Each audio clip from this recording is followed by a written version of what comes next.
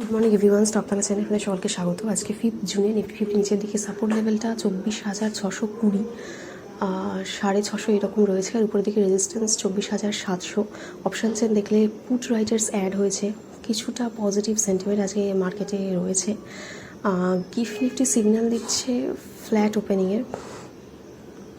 আজকে নিফটি এক্সপায়ারিও, দেখা যাক সেরকম কোনো মুভ থাকে কিনা। ব্যাঙ্ক নিফটির ক্ষেত্রে উপরের দিকে রেজিস্ট্যান্স লেভেলটা রয়েছে 55,720-তে, আর যেদিকে সাপোর্ট লেভেল রয়েছে 50,665, 600 এই লেভেলটাতে।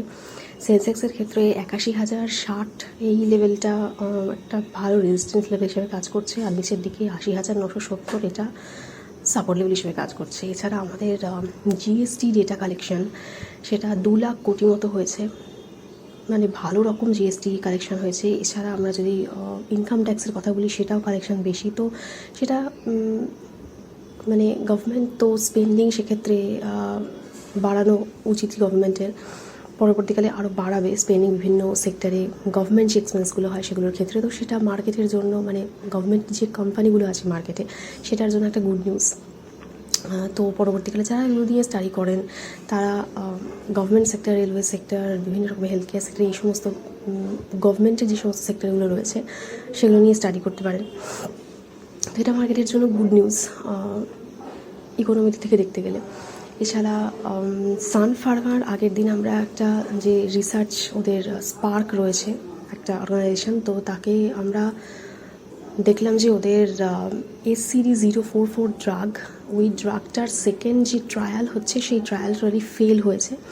সেই জন্য মানে যখন শুরু হয় ট্রায়াল, মানে তার আগে থেকেই অনেকটা বেড়েছিল এই এক্সপেরিমেন্টের জন্য। এরপর থেকে মানে ফেজ 2-এ টোটালি ওটা ফেলিয়ার হয়েছে, এবং ওরা পরবর্তীকালে জানিয়েছে যে আর এটা নিয়ে কোনো কিছু করবে না। তো সেই জন্য সানফার্মার স্পার্ককে আমরা মানে কালকে লোয়ার সার্কিট লাগতে দেখলাম, 20% পরে কি লোয়ার সার্কিট লেগেছিলো। তো এইটা রয়েছে আজকে। মোটামুটি ফার্মা সেক্টরের দিকে মানে ফোকাস রাখতে পারেন, স্টাডি করতে পারেন ওগুলো নিয়ে। এছাড়া জেফারিসের যে এয়ারটেলের জন্য ওরা মানে পরবর্তীকালে পোটেনশিয়ালি গ্রোথ হতে পারে এইরকম প্রেডিকশন করেছে। তো সেক্ষেত্রে টেলিকম কোম্পানিগুলোর দিকে নজর রাখতে পারেন, অবশ্যই স্টাডির মধ্যে রাখতে পারেন সেগুলো। এছাড়া আদানি পোর্টসের ক্ষেত্রে আমরা দেখছি যে ওরা ইন্টারন্যাশনাল ব্যাংকের কনসর্টিয়াম থেকে মোটামুটি $750 মিলিয়ন ফান্ড রেজ করেছে। তো পরবর্তীকালে অবশ্যই আদানি তো ফোকাসে থাকবে। এছাড়া ওয়ারি রিনিউয়েবলের শেয়ারকে আমরা 4% আপওয়ার্ড মুভমেন্ট আগের দিনতে দেখলাম, তার কারণ ওরা মোটামুটি 346 কোটি টাকার সোলার প্রজেক্ট পেয়েছে। তো পরবর্তীকালে এই কোম্পানিটাকে ফোকাসে রাখবেন, স্টাডি করবেন, মানে রিনিউয়েবল এনার্জি সেক্টরকেই স্টাডি করবেন পরবর্তীকালে, কারণ ওটার আমাদের ইন্ডিয়াতে ফিউচারে গ্রোথ পোটেনশিয়াল রয়েছে। এছাড়া আমরা দেখছি যে এইচডিবির যে ফাইন্যান্সিয়াল আইপিও আসার কথা সেটা সেবির অ্যাপ্রুভাল পেয়ে গেছে, পরবর্তীকালে আমরা এটা আইপিও দেখব। এছাড়া এনএসডিএলেরও আইপিও পরবর্তীকালে দেখতে চলেছি, তো এগুলো দেখবেন খেয়াল করে।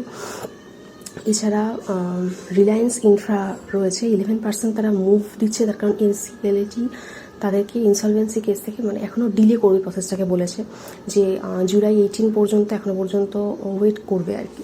তো সেই জন্য এই স্টকটাকে মানে কী হয় এটা নিয়ে স্টাডি করতে পারেন।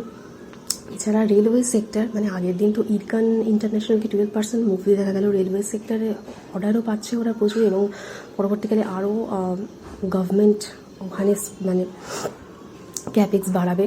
তো সেই জন্য রেলওয়ে সেক্টরকে পরবর্তীকালে অবশ্যই স্টাডির মধ্যে ফোকাসের মধ্যে রাখবেন।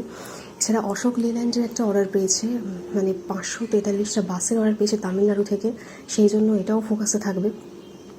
এছাড়া আমরা দেখছি যে আমাদের প্রাইম মিনিস্টার মোদিজি কাতরা টু শ্রীনগর বন্দে ভারত ইনোগ্রেশন করবেন 6 জুনে। তো রেলওয়ে সেক্টর অবশ্যই পরবর্তীকালে ফোকাসে রাখবেন স্টাডি করার জন্য। এছাড়া আরও একটা ব্যাড নিউজ যেটা রয়েছে সেটা হচ্ছে পাকিস্তান এডিবির কাছ থেকে মোটামুটি $800 মিলিয়ন তারা বেল আউট প্যাকেজ পেয়েছে। হ্যাঁ, পাকিস্তান, সবাই জানি পাকিস্তান যে টাকাগুলো পায় মেবি কী কাজে লাগায় আর কি, তো সেটা জানা সত্ত্বেও টাকা পেয়ে যাচ্ছে। এটা একটা ব্যাড নিউজ, ইন্ডিয়ার ক্ষেত্রে তো ব্যাড নিউজ বটেই। পাকিস্তানের ক্ষেত্রে গুড নিউজ, আগের দিন করাচি মার্কেট অনেকটা উপরে উঠলো এর জন্য।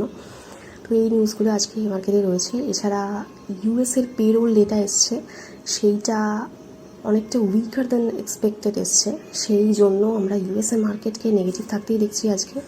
আমাদের ইন্ডিয়ান মার্কেটে দেখা যাক এর কোনো এফেক্ট থাকে কি না। মোটামুটি আজকে নিফটির এক্সপায়ারি কিছুটা তো মুভমেন্ট থাকার কথা আজকে, তো দেখা যাক।